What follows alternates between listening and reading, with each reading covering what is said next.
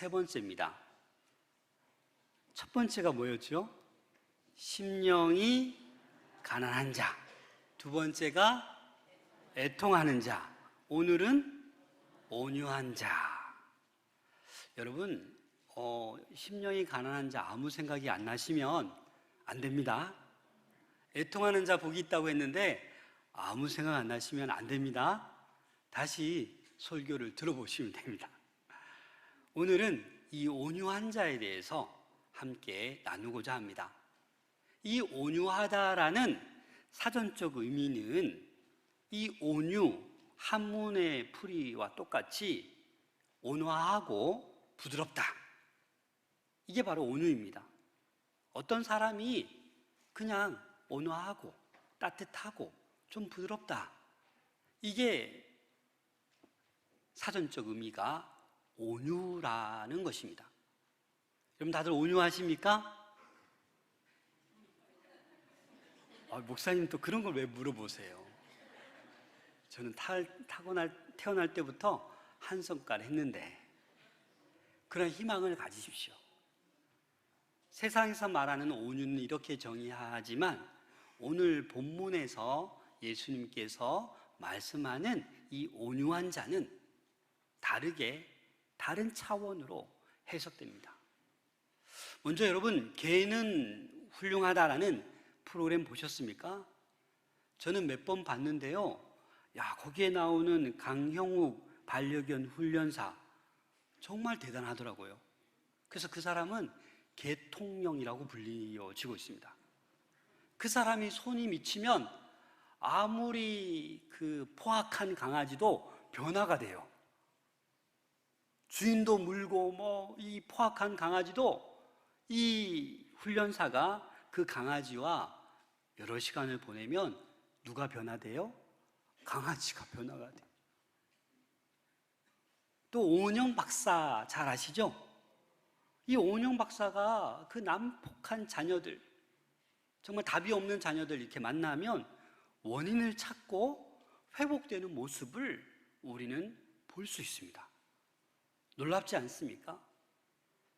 오늘 이 사전적 의미의 온유를 우리는 솔직히 말하면 좀 꺼려합니다.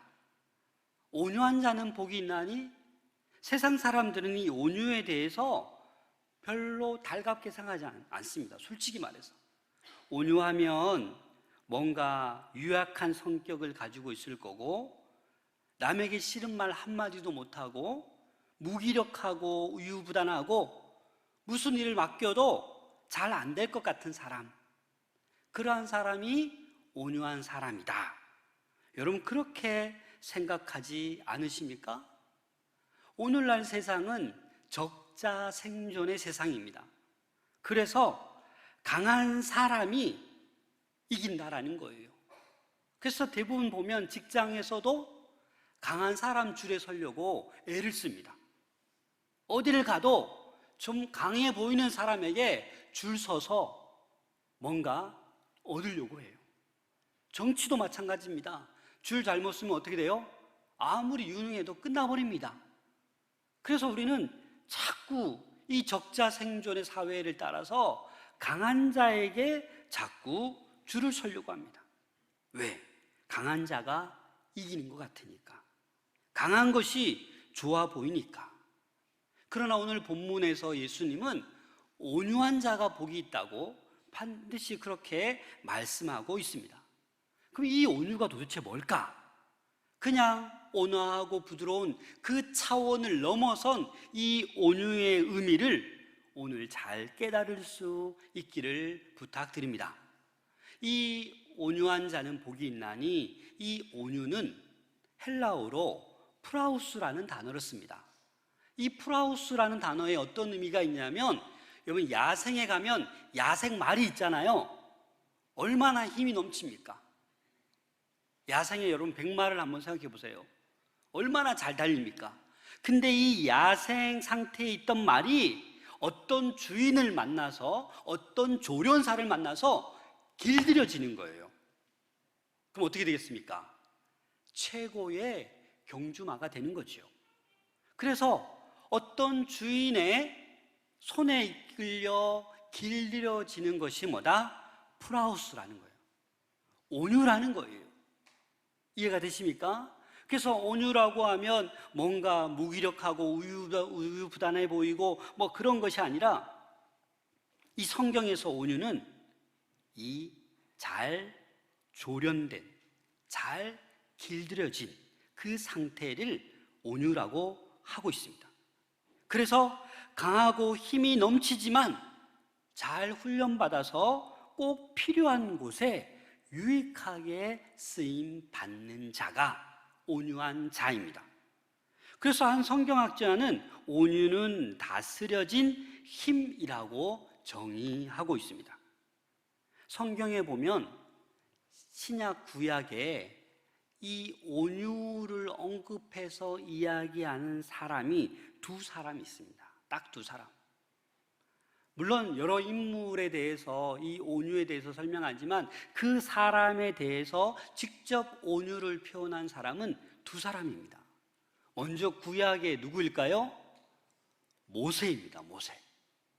이 모세를 보면 이 온유함에 관해서 잘 우리가 발견할 수 있는 것이 있어요. 자, 민수기 12장 1절 2절 말씀을 함께 읽겠습니다. 시작. 모세가 구스 여자를 취하였더니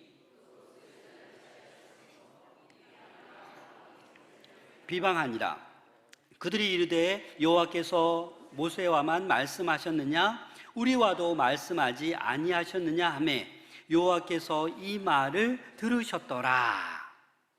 모세가 아내 십보라가 죽었습니다. 그래서 지금 뭐 한 거예요? 재혼을 한 거예요. 구스 여자, 이디오피아 여자를 만나서 재혼을 한 거예요. 그런데 이 상황을 두고 미리암과 아론이 뭐 하고 있는 거예요? 비방하고 있는 거예요. 왜 이방 여자랑 결혼하고 있냐라고 공격하고 있습니다. 왜 비방합니까? 아무 이유 없이. 동생인데 왜 형제들이 모세를 비방합니까? 그것은 모세의 권력을 빼앗기 위해서, 모세의 리더십에 공식적으로 지금 도전하고 있는 것입니다. 그런데 여기서 모세의 반응을 보셔야 돼요. 모세가 누구입니까? 모든 백성이 인정하는 영적인 권세를 가지고 있는 모세입니다. 모세가 하나님과 함께 있음을 보고 백성들은 두려워했습니다. 모세가 가진 그 권력을 휘두르지 않고 그 비방하는 미리암과 아론의 이야기를 듣고 뭐 하고 있어요? 침묵하고 있어요. 맞대응하고 있지 않다라는 겁니다. 이게 바로 뭐냐면 온유라는 거예요. 최고의 파워와 권력을 가지고 있는 지도자인데 그 공격해오는 미리암과 아론에 대해서 그냥 맞대응하지 않는 거예요. 당시 미리암은 여선지자로서 최초의 여성 리더십을 발휘하는 그러한 미리암이었습니다. 이 아론과 미리암, 아론은 대제사장이잖아요. 모세 편에서 보면 최측근이에요. 보좌관이에요. 그런데 이 보좌관들이 지금 뭘 하고 있는 거예요? 비방하고 있는 거예요. 보좌관들이 이러면 안 되잖아요. 그런데 그 권력이 탐나는 거예요. 옆에서 보니까 이 모세가 이 수많은 백성들을 이끌어가는 거 보니까 아마 탐났을 거예요. 그래서 그 모세가 가진 그 지도자의 권위까지 지금 욕심을 내고 있었기 때문에 불평불만하며 모세 이방 여자랑 결혼하면 안 되는데 라고 공격하고 비난하고 있는 거예요. 근데 여러분, 우리가 알고 보면 이 모세는 위법을 행한 게 아닙니다. 왜냐하면 성경을 자세히 보면 이방 여인들을 금지한 것은 가나안 7족속 그들과의 결혼만 금지했습니다. 신명기 7장 1절과 3절입니다. 내 하나님 여호와께서 너희를 인도하사 내가 가서 차지할 땅으로 들이시고 내 앞에서 여러 민족 헷 족속과 기르가스 족속과 아모리 족속과 가나안 족속과 브리스 족속과 히위 족속과 여부스 족속 곧 너보다 많고 힘이 센 일곱 족속을 쫓아내실 때에 이 가나안 일곱 족속, 3절에 보면 또 그들과 혼인하지도 말지니. 그래서 이 모세율법은 뭐예요? 이 가나안 7족속과 결혼하지 말라라는 거였어요. 근데 구스는 어디예요? 이 가나안 7족속이 아니에요. 다시 말해서 모세가 재혼한 것이 율법에 어긋난다? 어긋나지 않는다? 어긋나지 않죠. 미리암과 아론이 몰랐을까요? 아니요. 하지만 권력의 눈이 어두워서 지금 반란을 하고 있는 거죠. 그래서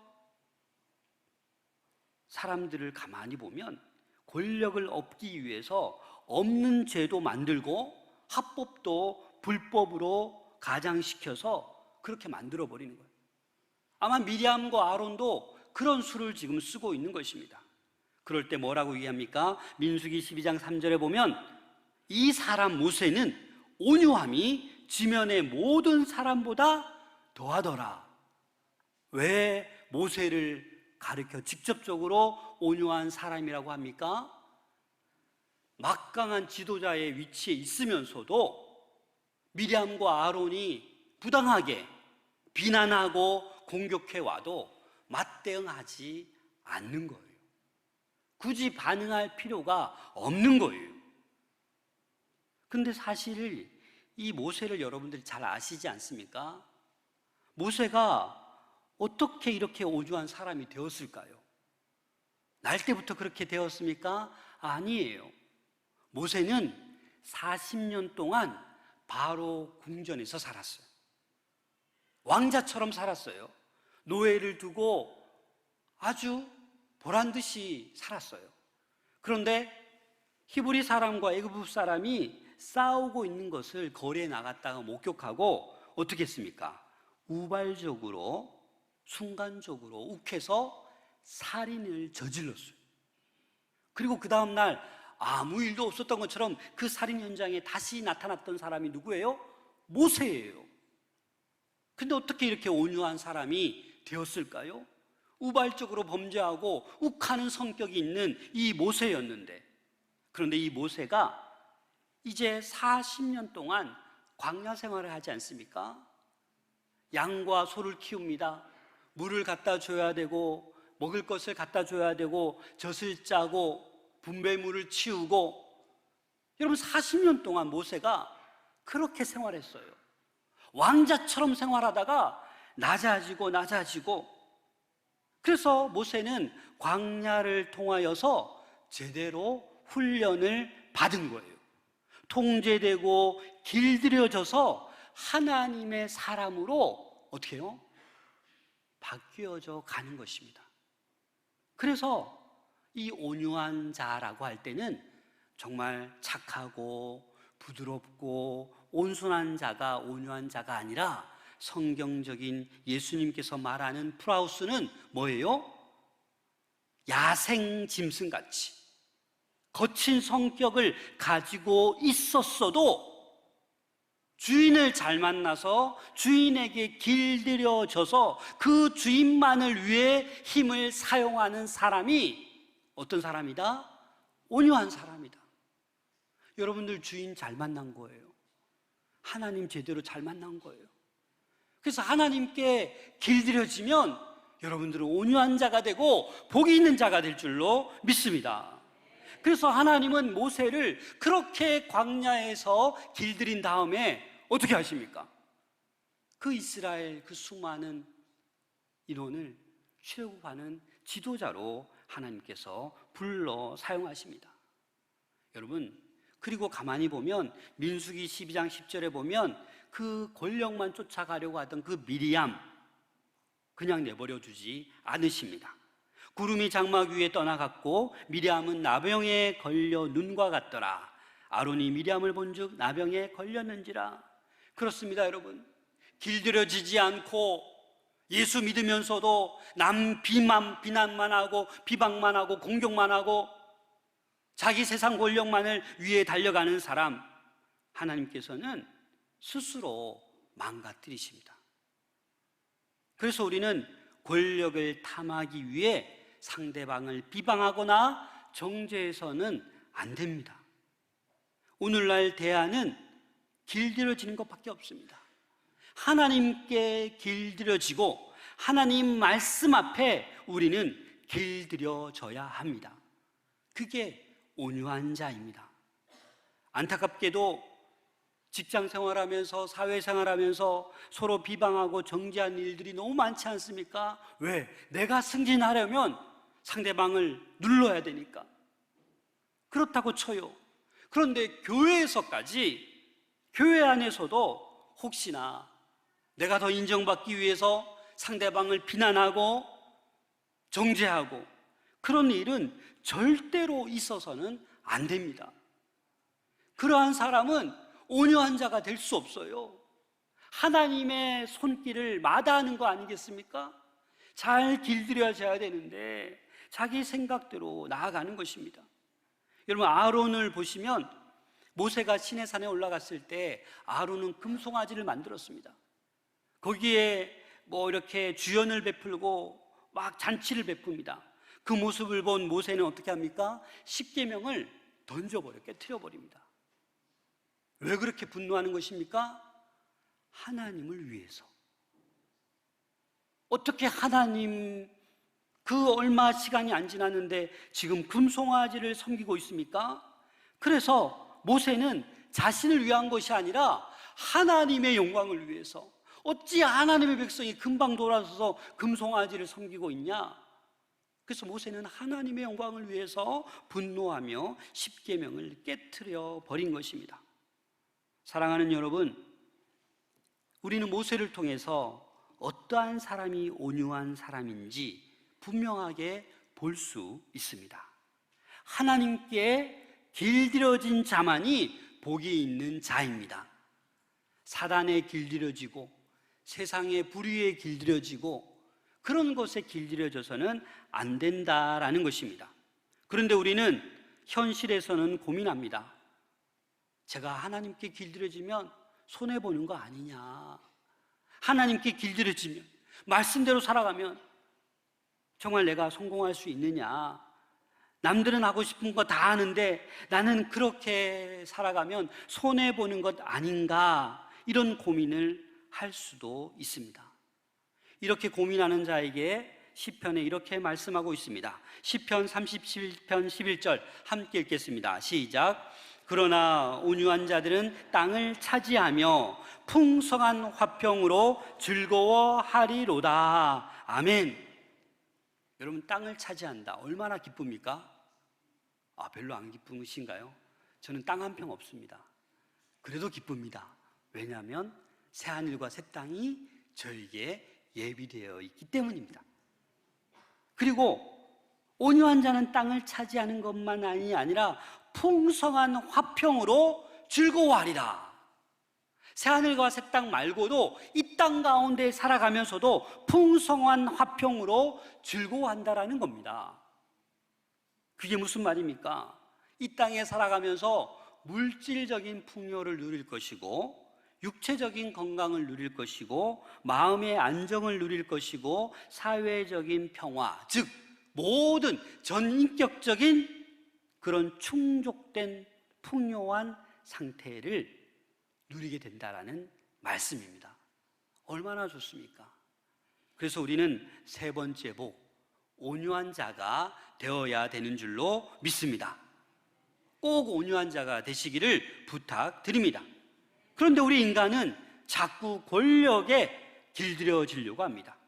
권력의 맛을 보면 자꾸 권력의 노예가 되어갑니다. 그래서 인간은 끊임없이 뭔가 쟁취하는 것 같지만 자꾸 반목, 갈등, 질투, 시기, 정죄, 이런 굴레에 갇혀서 평생을 그렇게 살아가게 됩니다.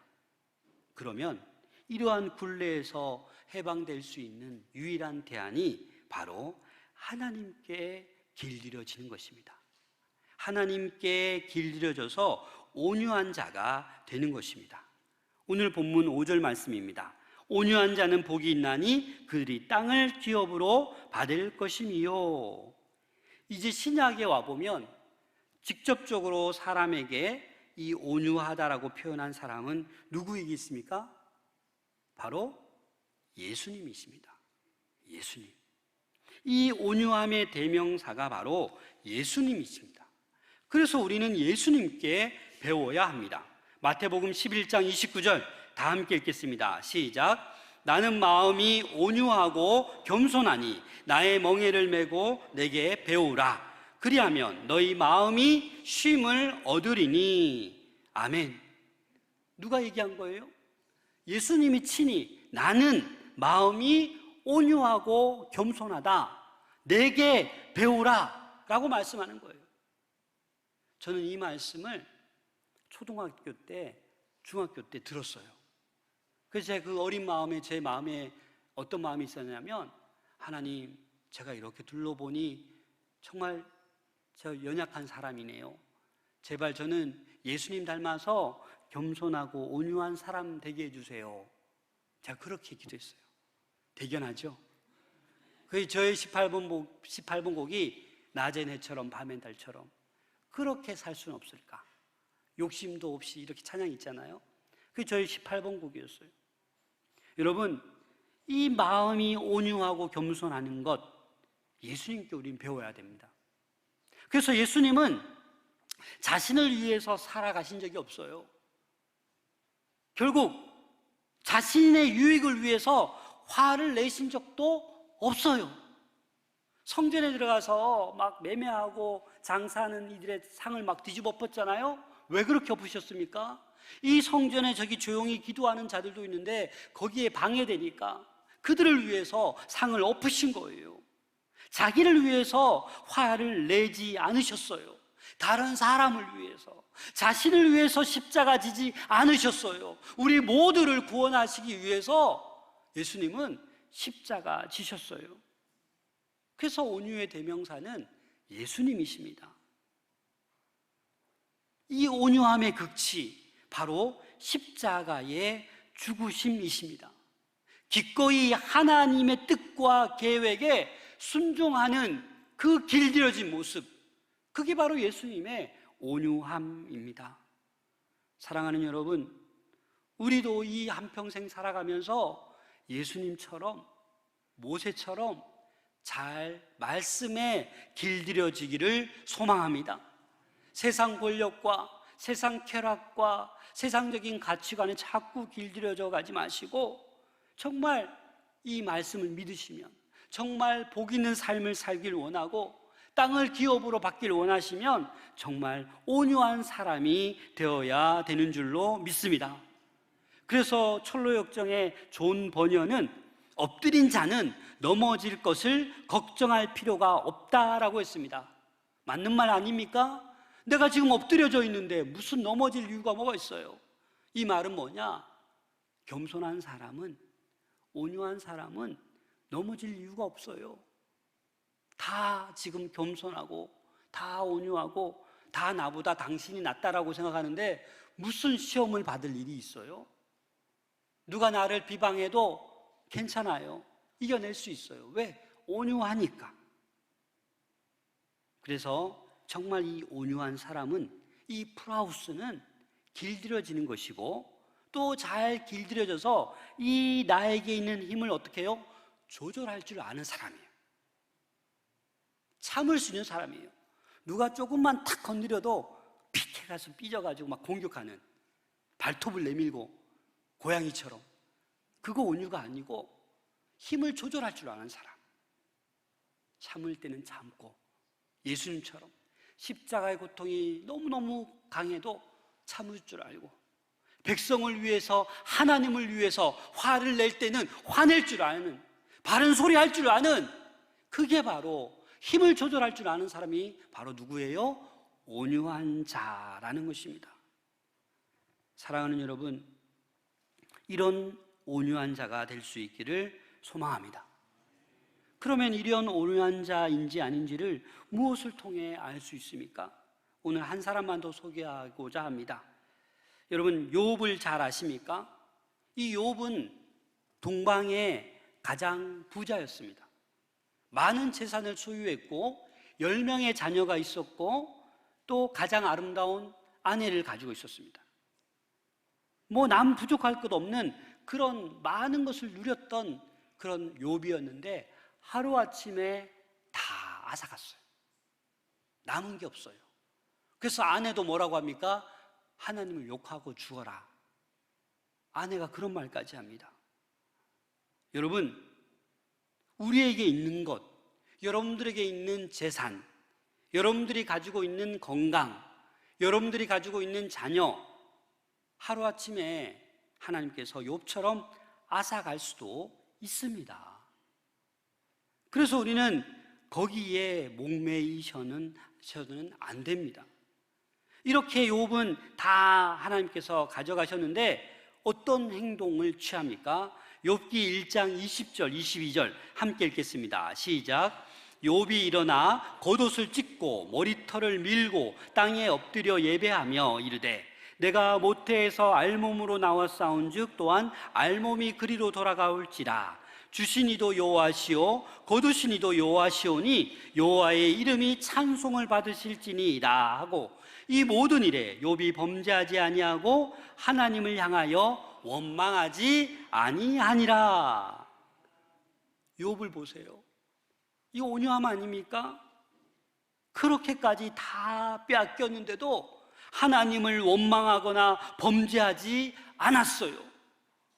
하나님을 욕하지 않았어요. 오히려 따지거나 항의하거나 그러하지 않고 오히려 겉옷을 찢고 머리털을 밀고 예배하고 엎드렸다는 거예요. 이거 뭡니까? 회개한 거죠.